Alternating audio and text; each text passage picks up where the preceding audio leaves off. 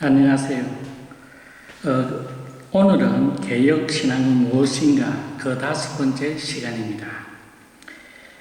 개혁신앙은 개혁신학에 기초하고 개혁교회 전체가 고백한 신앙에 기초합니다. 어느 개인이나 어느 교단이 고백한 것을 개혁신앙인 양 취급하는 것은 잘못된 것입니다. 온 개혁교회가 지금까지 400년이 넘도록 지켜온 그것이 무엇인지에 대해서 이제 알아보겠습니다. 교리는 신앙 고백서, 교리 문답서, 그리고 신조로 구성되어 있습니다. 교리는 조직신학이 아닙니다. 교리는 온 교회가 고백한 것이고 고백한 것을 가르치는 것입니다. 조직신학은 신학자들의 견해일 뿐입니다. 물론 교리와 조직신학이 비슷한 측면이 있습니다만 교리는 실천적이요 조직신학은 이론적입니다. 신학교에서 조직신학을 배워 교리를 해석할 수 있어야만 됩니다. 신학교에서 배우고 익힌 신학을 교회에서 해석하여 교회에 적용해야 합니다. 그러나 신학이 신학교 강단에서만 울려 퍼지고 교회에서 해석 실천적으로 적용되어지지 않는다고 한다면 심각한 문제를 초래할 수 있습니다. 오늘날 한국 교회가 자기들이 장로교라고 하면서 그 장로교 교리대로 가르치지 아니하고 많은 목사들이 초교파주의라고 부르짖고 있습니다. 자신들이 굉장히 포용적이고 감용적이라는 의미를 내포할 수도 있습니다만 그것은 엄청난 잘못입니다. 결단코 그 교리 하나하나가 어떻게 만들어졌고 그 교리에 수많은 순교자들이 있었고 핍박과 엄청난 어려움이 있었음에도 불구하고 자신이 마치 굉장히 포용적인 것처럼 초교파, 우리는 교리가 필요 없다. 교리가 필요 없으면 교회에서 무엇을 가르칩니까?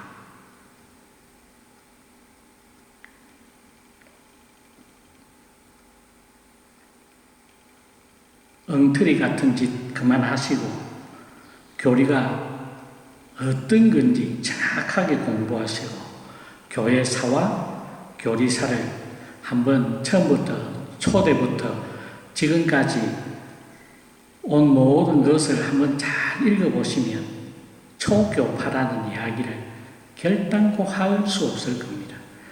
당당하게 할 수 있는 자들은 유일하게 종교다원주의, 진리 상대주의자들은 그렇게 할 수 있습니다. 왜? 그들은 애당초 하나님의 제자들, 하나님 교회의 목자들이 아니기 때문에 그렇습니다. 아닌 자들이 떠드는 것에 대해서 저희들이 왈가왈부할 이유는 없습니다. 그러나 정통신학을, 신앙을, 개혁신앙을 가르치고 배운다고 하는 사람들, 그렇게 간판을 달고 있는 교회의 목사들이 부끄러움도 없이 초교파주의라고 부르짖는 그것이 얼마나 잘못되어 있는 것일 줄을 분명히 깨달아 알기를 간절히 원합니다. 교리의 항목은 신앙고백서. 신앙고백서는 신구약을 요약으로 온 교회가 고백한 내용으로 다양한 주제로 설명합니다. 고백서의 주제들은 성경 내용이 핵심적 주제들입니다. 즉 주제별로 신구약 성경을 분류해 놓은 것입니다. 그것이 고백스고 confession이고, 두 번째로 교리의 두 번째 항목인 교리 문답서 카테시즘은 신앙 고백서의 교육시키기 위한 책들입니다. 그 형식은 질문과 답변으로 구성되어 있습니다. 소요리문답은 어린이를 위한 교육서이고, 대교리문답은 어른들, 성인들을 위한 교육서입니다. 그래서 웨스트민스터 기준서는 교리문답을 대소요리문답으로 나누고, 소요리문답은 어린이, 대요리문답은 신자를 교육하기 위한 것입니다. 그래서 전통적으로 한국 교회, 장로교회가 세례를 줄 때에 그 세례받는 자들을 소요리 문답을 가르치고 그것을 통과해야만 세례를 주는 걸로 저는 알고 있습니다. 세 번째로 교리를 이루고 있는 세 번째 항목인 신조는 특별한 신학 논쟁이 있은 후에 작성된 것입니다. 우리 장로교회가 믿는 4개의 신조가 있습니다. 4대 신조라는데 그것이 니케아 신조입니다. 325년 니케아 종교회의에서 삼위일체론 논쟁이 있은 후 작성된 것입니다.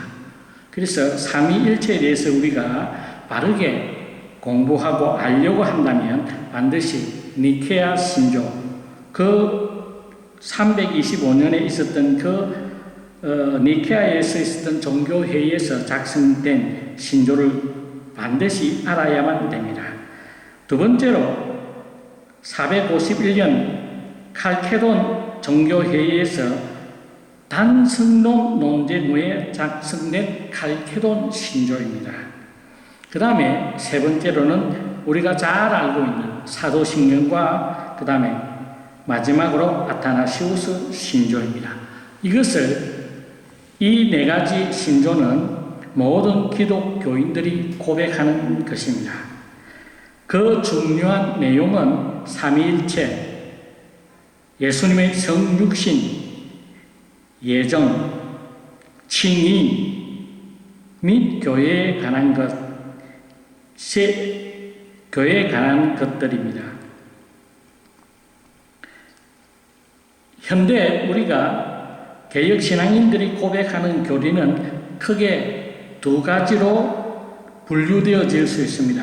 하나는 유럽 대륙의 일치를 위한 3형식, 즉 벨직 신앙고백서 1561년입니다.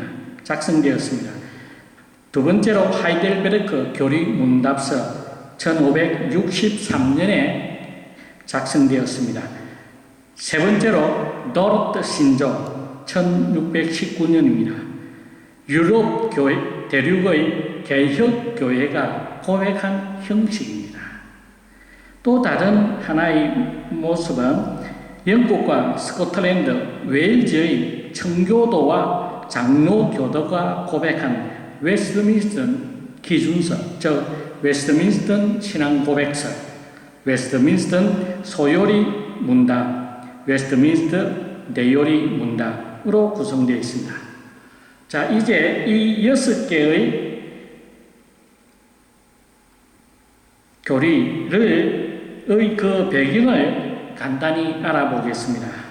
첫 번째로 시대 순으로 말하면 1561년대에 작성된 벨직 신앙고백서입니다. 벨기에 출신이고 1567년에 순교한 귀도 더 브레에 의해 작성되었습니다. 1561년입니다. 그는 25세 전에 중생을 경험한 후 프로테스탄트를 수용하게 됩니다. 당시 네덜란드와 벨기에는 오늘같이 다른 나라가 아니라 거의 같은 한 나라로 그 영역이 지금하고는 완전히 다른 그 네덜란드, 벨기에 거의 같은 이름일 수도 있습니다. 당시 네덜란드는 스페인 왕 펠리페 2세의 치하에서 프로테스탄트를 제거하려는 피의 숙청이 있었던 시대입니다.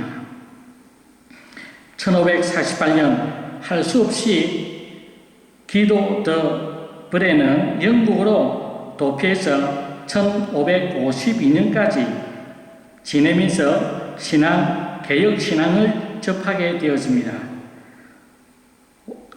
1552년 고향으로 돌아와서 생명을 담보로 복음의 진리를 선포하고 1556년 개혁 신앙을 더 잘 알아야 된다는 소망을 가지고 칼빈을 만나 스위스 로잔에 있는 개혁파 아카데미의 학교장이었던 데오도르 베자에게 2년 동안 개혁 신앙의 신학에 대해서 배우게 됩니다.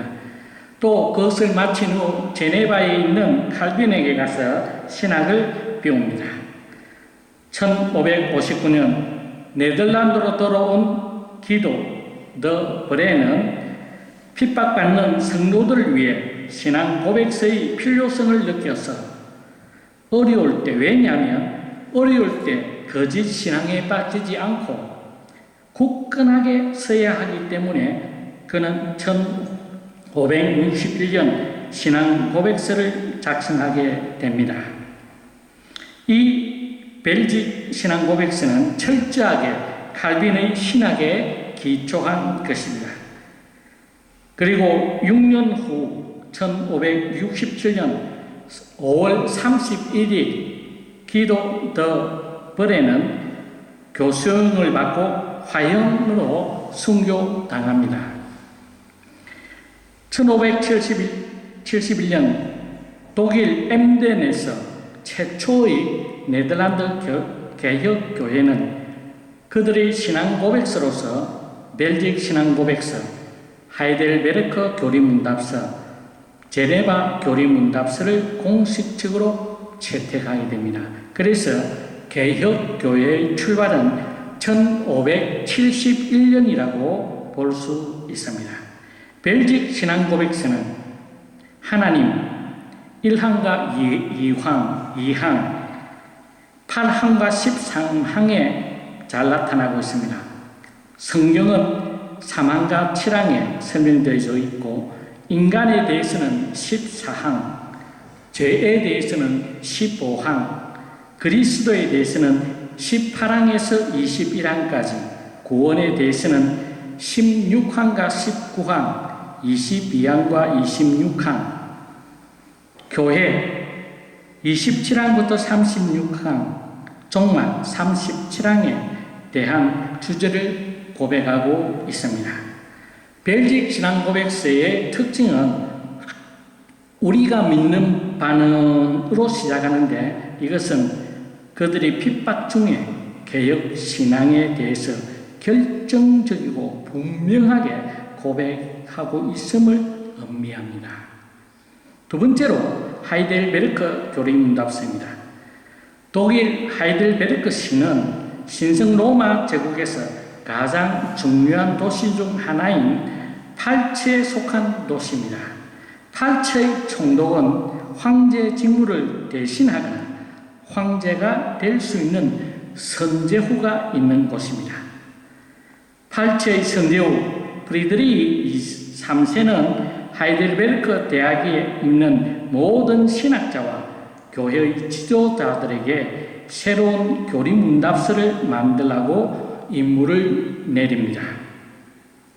이런 임무를 맡게 된 배경은 팔츠의 선제후이고 이면서 헌신적 칼빈주의자인 오토 하인리히가 세상을 떠나면서 1559년 그 자리를 프리드리히 3세가 선제후가 되었기 때문입니다. 그런데 그해 여름 루터파와 개혁파 간에 성찬 논쟁이 있었습니다. 이 논쟁을 지켜본 프리드리히 3세는 개혁파의 주장과 교리가 더 성경적이라 결론을 내리게 되었고, 그래서 1561년 교리문답서를 작성하라는 명령을 내리게 된 것입니다. 3월에 이탈리아 출신 성경신학자 임마누엘레 트레빌리오와 9월에 하이델베르크대 교수인 자카리아스 우르시누스에게 명을 내려 젊은이를 위한 교리 기준서와 교훈을 위해서 작성하게 합니다. 이 교리문답서는 목회자들과 학교장들이 교회와 학교에서 사용하도록 했고, 잘못된 교리를 소개하거나 가르치지 못하도록 만들어져 있습니다. 설교자 카스파르 올레비아는 교리문답서 최종 개정에 참석하여 마침내 1562년에 초안이 완성되었습니다. 1563년 1월 종교회의에서 개정되어 목회자들이 서명을 받게 되어졌습니다. 그래서 그 초판에는 숫자가 없습니다. 이 판에는 숫자를 항목을 넣었고, 3판에는 로마 교회의 트렌트 종교회의는 1545년부터 1563년까지 있었던 로마의 종교회의입니다. 에서 채택된 것 가장 중요한 것이 미사에 대한 교리입니다. 그 미사에 대한 교리를 하이델베르크 3판에서는 반박을 하고 그것을 진문 80번째 진문에 덧붙이게 되어집니다.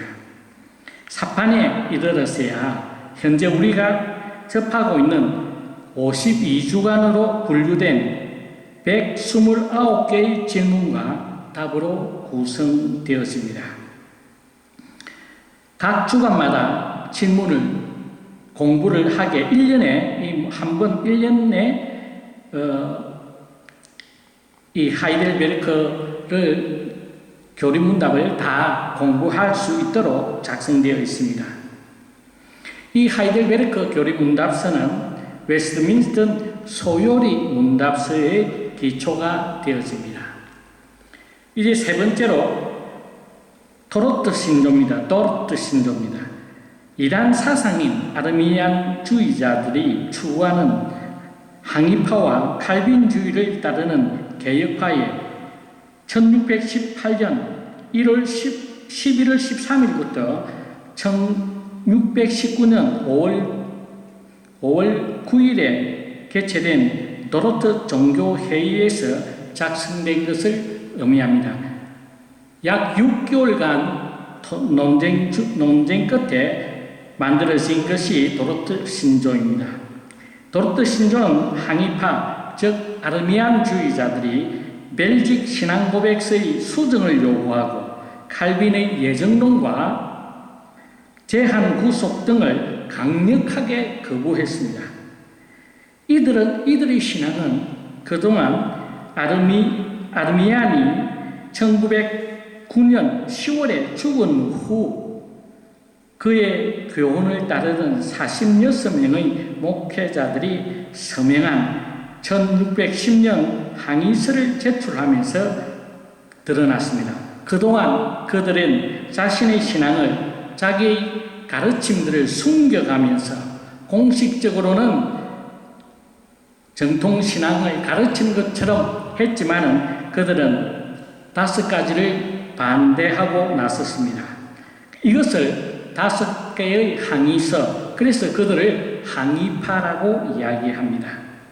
이에 개혁교회는 1611년 반항의서로 응답했지만 항의파는 지속적으로 성도들을 또 신학생들을 현혹하고 바르지 못한 길로 인도하게 되어집니다.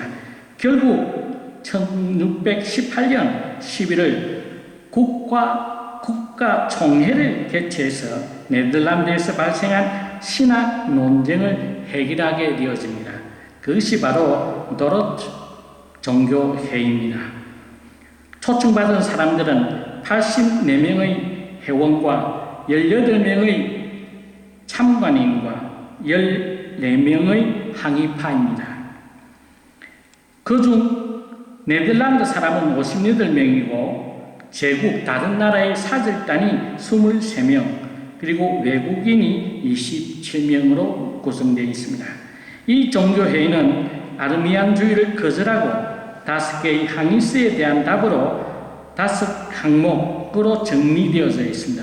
이것을 흔히 칼빈주의 5대 관점이라고 부릅니다.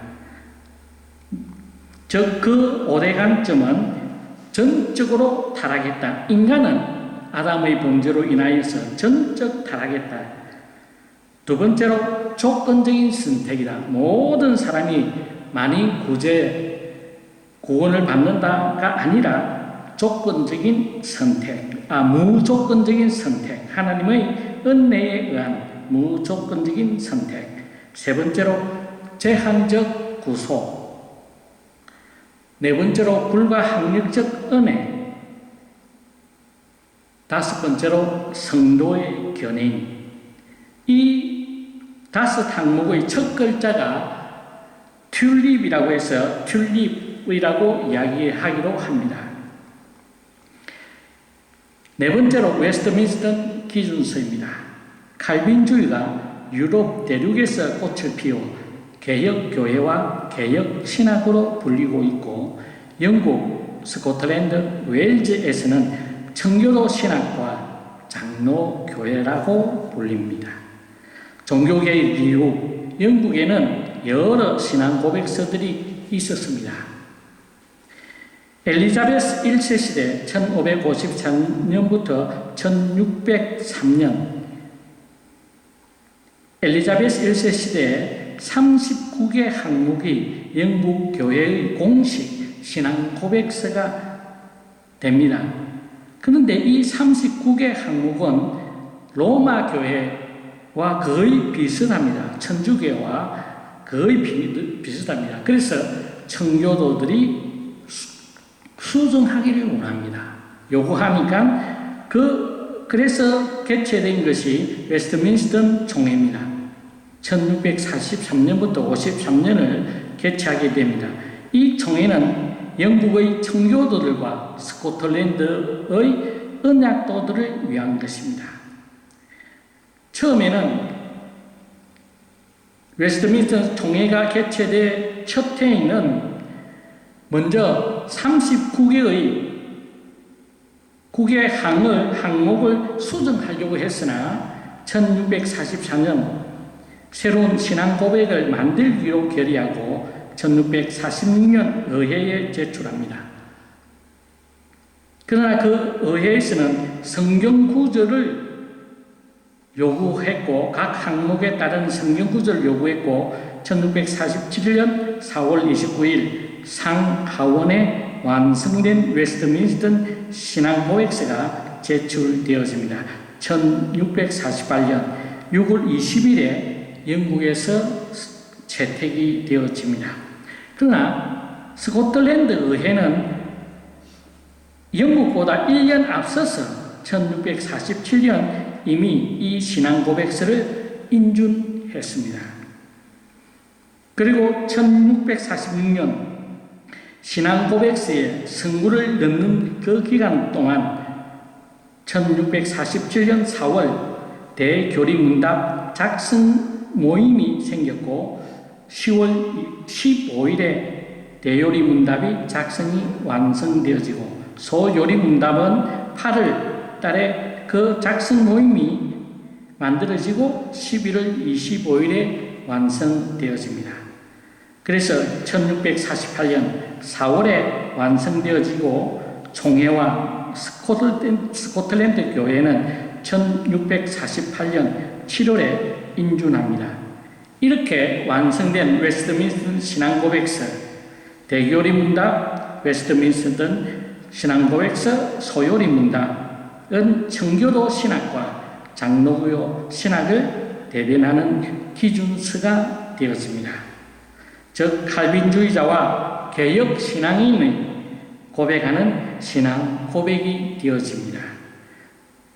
웨스트민스터 신앙 고백서는 모두 33장으로 이루어져 있고 대교리 문답은 196문답으로 되어져 있고 소요리 문답은 107문답으로 구성되어 있습니다.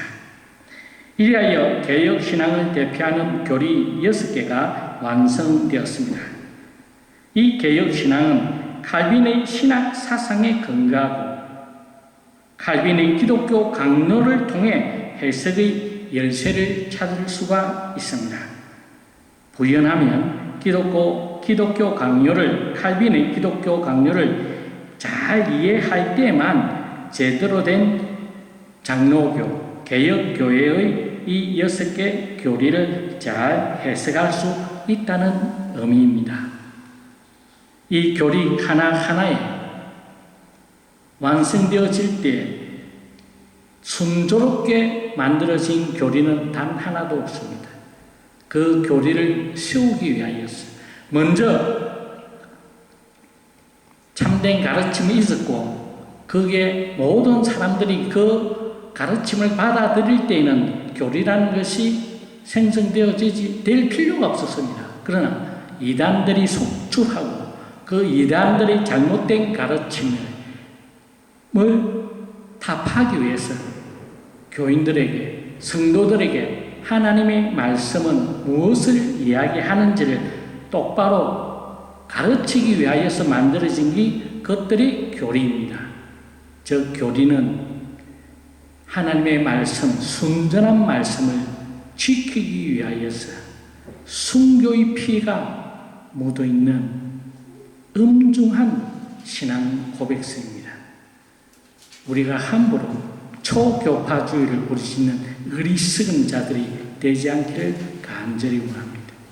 교리 하나하나가, 문자 하나하나가 그들이 작성한 그 모든 것을 볼 때 한 구절을 놓고 8시간, 4시간 기도하면서 다시 모여서 합의가 되어지지 아니했을 때 그 작고 한자 한자를 위해서 그들이 얼마나 심혈을 기울였고 자신들의 지성이 아니라 하나님의 말씀이 무엇을 이야기하고 있고 무엇을 가르치기를 원하는지를 자신의 목숨을 내어 걸고 지키기를 원하였던 것이 지금 우리에게 전해져 오는 신앙이요 고백서입니다. 이 6개 신앙 고백 또 3개, 4개의 때에 신조들은 피의 교리요 피로서 목숨으로서 유지해온 피의 말씀인 것을 분명히 인식하기를 바랍니다. 감사합니다. 오늘은 여기에서 마치겠습니다. 감사합니다.